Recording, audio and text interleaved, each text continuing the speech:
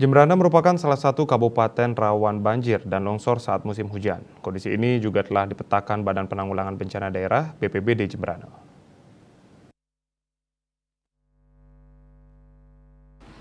BPBD Jembrana belakangan aktif melakukan sosialisasi di desa kelurahan untuk antisipasi bencana termasuk mitigasi banjir berkaca dari tahun 2022 lalu.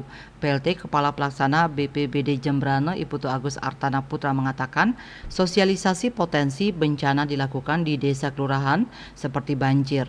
Potensi bencana banjir juga menjadi perhatian, salah satunya melakukan upaya mitigasi. Sosialisasi mitigasi saat ini masih berjalan. Sementara dari BPBD Jembrana, penanganan banjir nantinya sesuai dengan SOP.